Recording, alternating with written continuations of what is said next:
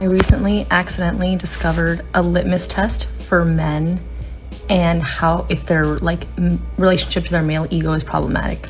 It's fun and it's easy and it's cute, okay? So me, I'm a yappy girl, so I like a lot of sayings, right? So like one of my sayings that I say is, so true, bestie.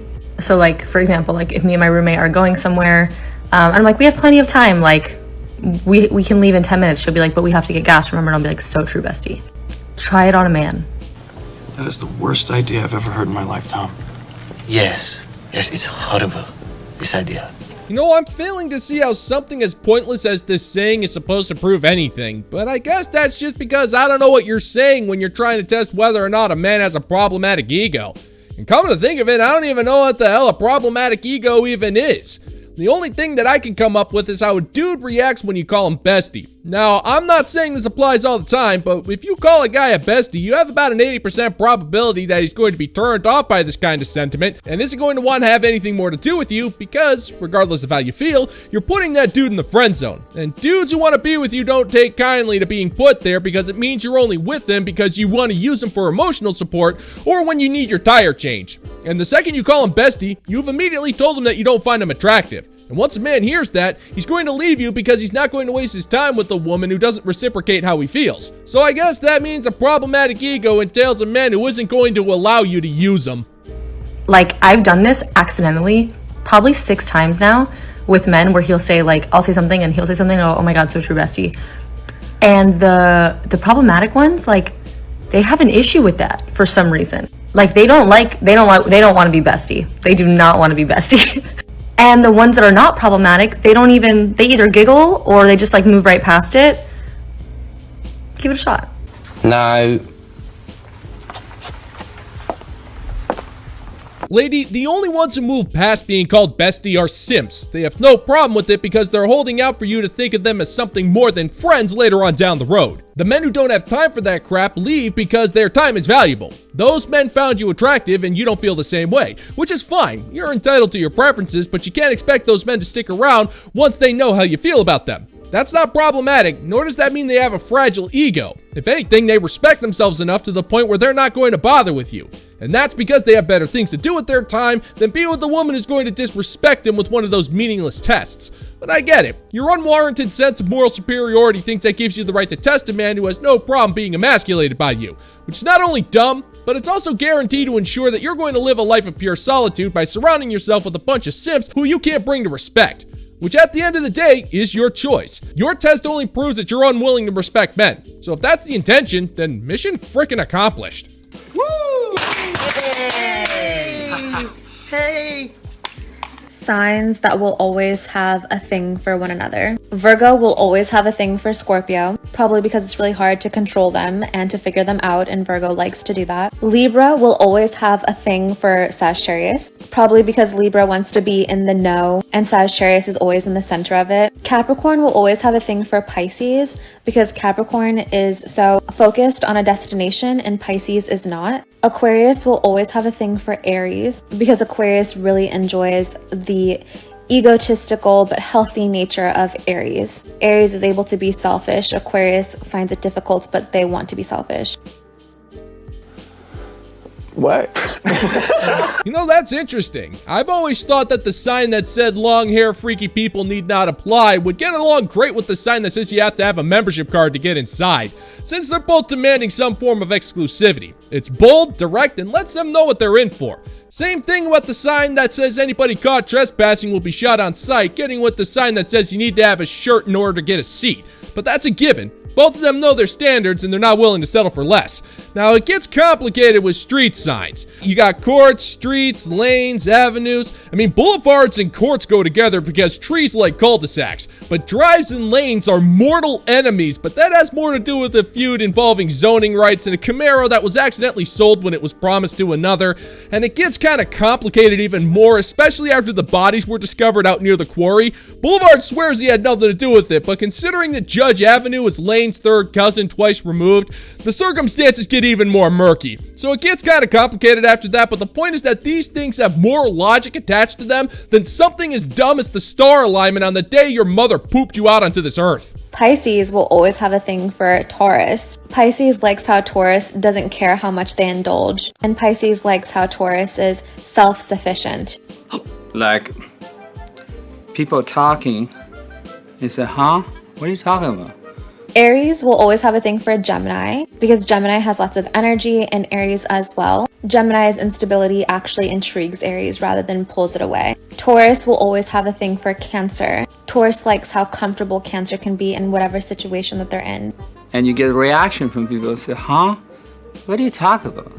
I'm not alone when I say this. The Zodiac stuff just makes no sense, and it never has. There's no science behind it. It's just another excuse for modern women to become even more insufferable, as if they need another excuse for that to be the case. But what makes things even worse is that I actually do care about the Zodiac system when it comes to Final Fantasy Tactics. Now, this game is complicated enough with its job system, but then you have to figure out the Zodiacs in order to be able to play as optimally and as efficiently as possible, and yes, it does freaking matter. I mean, look at this mess. You have to be able to fit an equilateral triangle between 3 different Zodiac signs, and with that, you need to determine which signs work best with each other, and as well as against your enemies, and then on top of that, you have different freaking rules if it's between male and female characters. Now, this is bad enough on its own, but what makes it such a big difference is that you need to be taking notes for a basic tactical RPG that's so in-depth that there's literally 20 minutes worth of reading material for the backstory and the characters alone. And yes, I did try studying this. I even took notes, and I even went so far to try to memorize those dumbass symbols that follow the Zodiac signs, and I got freaking nowhere.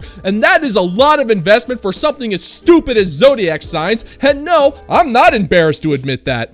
Gemini will always have a thing for Leo. Geminis want praise and applause, especially from the king, from someone who decides what's cool or not, and that's what Leo is. Cancer will always have a thing for Virgo. Cancer has a hard time controlling themselves, where Virgo does not. Virgo loves to control themselves. Leo will always have a thing for Libra. Libra is very socially formal, and Leo likes the systemicness of Libra.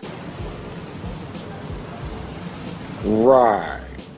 You know what's frightening about all of this? She actually has a license to drive, and she fancies herself an expert when it comes to this nonsense. And this is something that's absolutely crazy. This whole system is determined by the alignment of stars the day that you were born. But the thing is, the stars that we see in the sky is light that's coming from something that died tens of thousands of years ago. It's just that light takes so long to be seen from the planet that the stars just seem alive in our perspective. So effectively, this woman is putting a lot of time, energy, and research into light bulbs that have effectively burnt out, which pretty much sums up the modern woman to a T. She'll try to use all sorts of garbage to justify her own insufferable lifestyle, and then blame everything that has nothing to do with her when things don't ultimately work out, which is something she most certainly experiences regularly.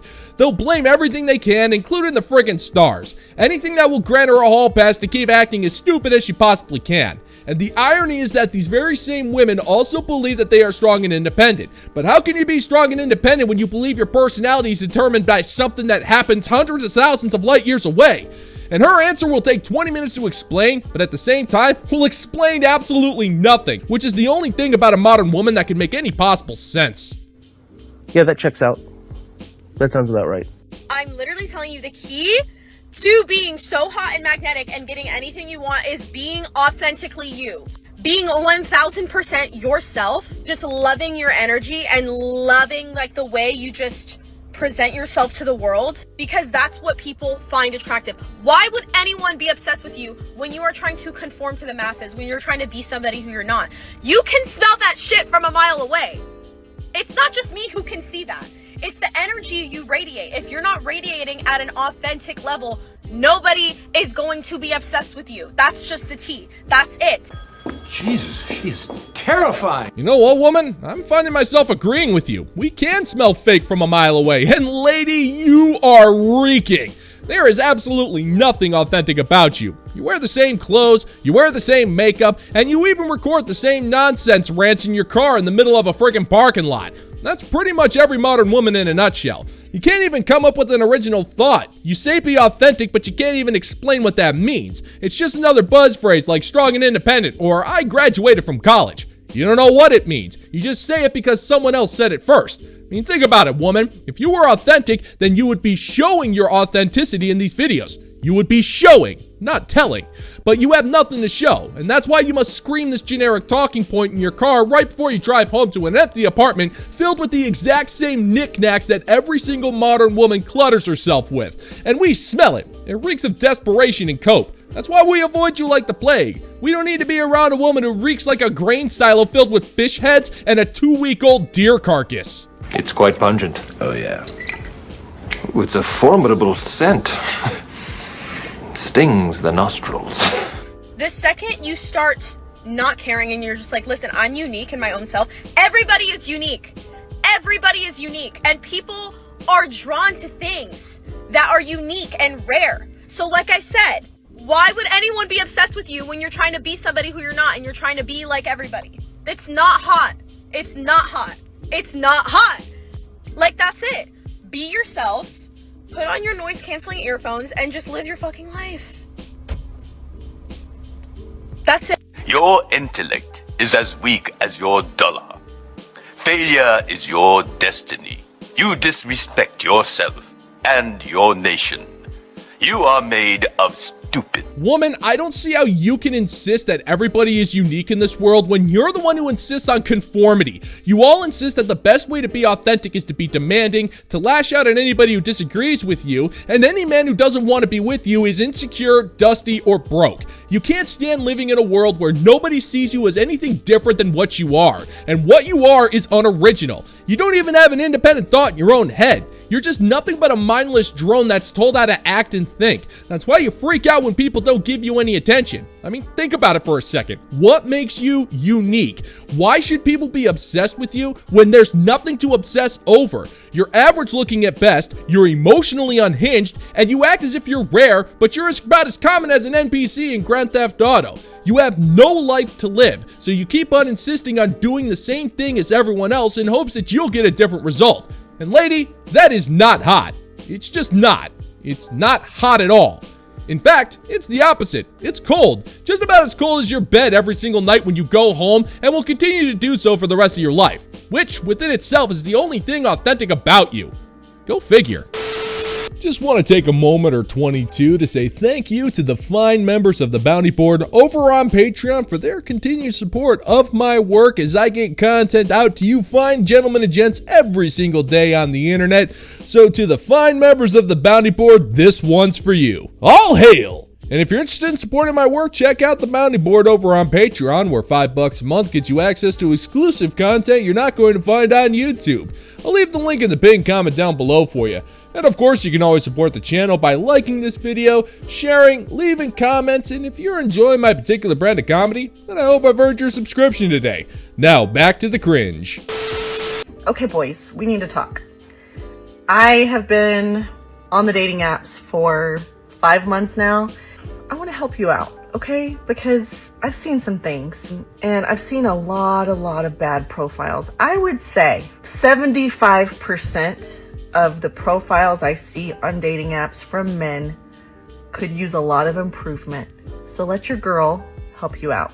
First things first, verify your profile. Do the photo verification, because I didn't care about that in the beginning, and I got catfished a couple times. I didn't meet the guy, but it wasn't who I was talking to. So now, if your profile is not verified, I will not match with you or speak to you at all. Okay, bye.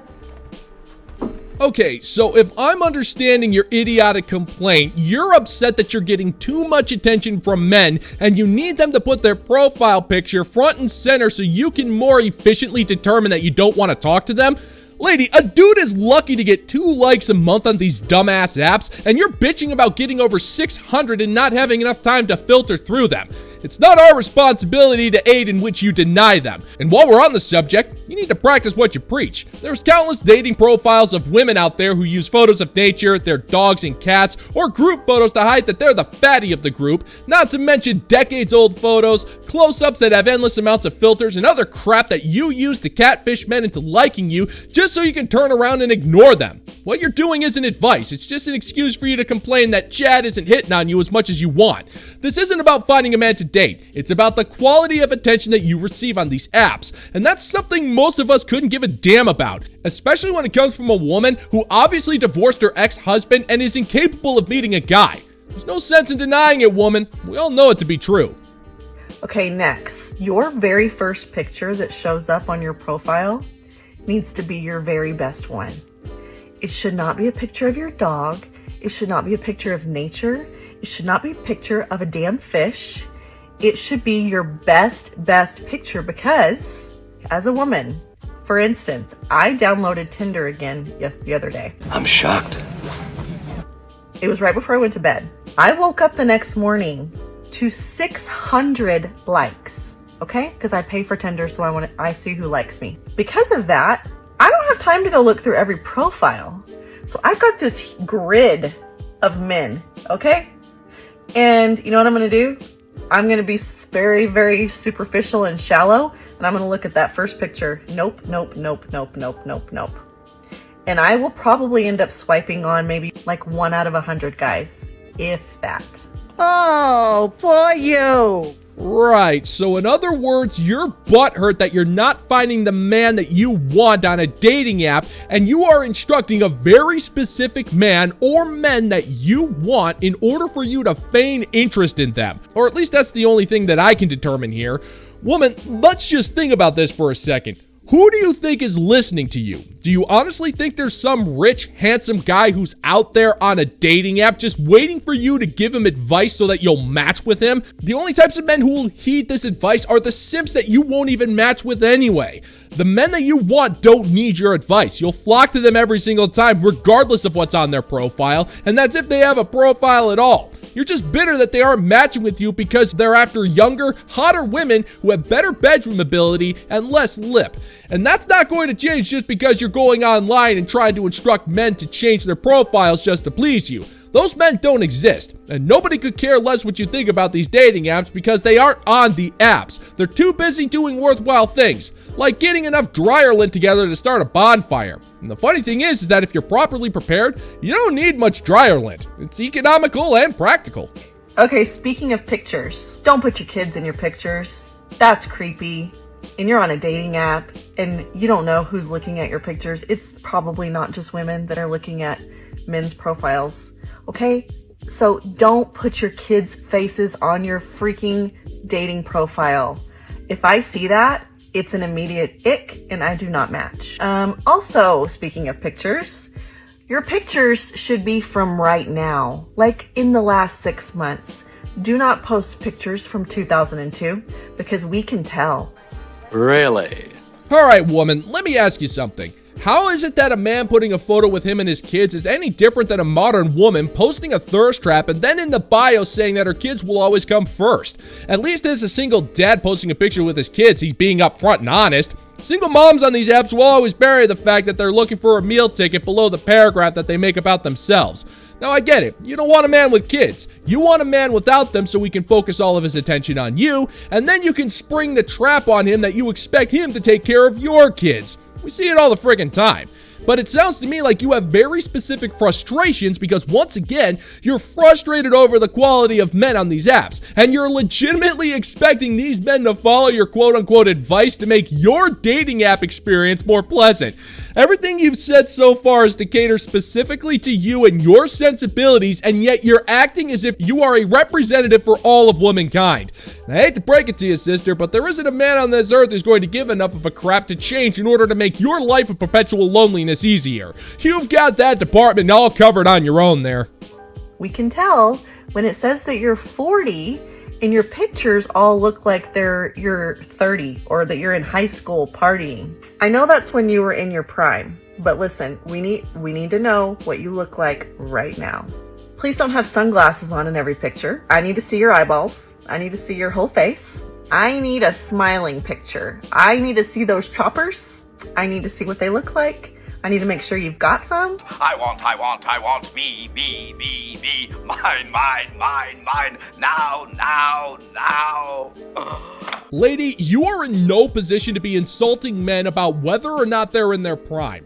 Men have the ability to be in their prime for literally decades. You are only in your prime for about 5 to 8 years. Then after that, your looks start to fade, your attitude becomes more and more bitter, and you do everything you possibly can to make yourself as unattractive as humanly possible. And the more you speak, the more that men are going to delete the dating apps because they realize that you are an accurate representation of what's on these apps. Old crusty broads who think they can condescendingly insult men on what they need to do in order to make you feel less insecure when you waste hours of your life on these apps. I mean, face it, woman, you completely botched up your life and now you're expecting men to treat you the same way that they treated you back when you were in your prime. But that was decades ago, and there isn't a man with an ounce of self-respect who's going to reduce himself in order to make that happen.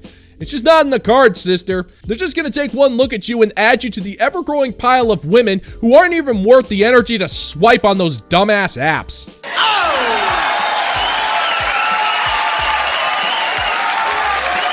And that's gonna do it for today's video, gentlemen and gents. And as always, if you find that my particular brand of comedy is bringing you to the brink of laughter, then why don't you scroll on down and click that like and subscribe button, ring the notification bell, leave a couple of comments, and make sure to share this video so we can give the good old-fashioned middle finger to the YouTube algorithm. Thank you so much for checking out the new video, gentlemen and gents, and until next time, peace out, homies.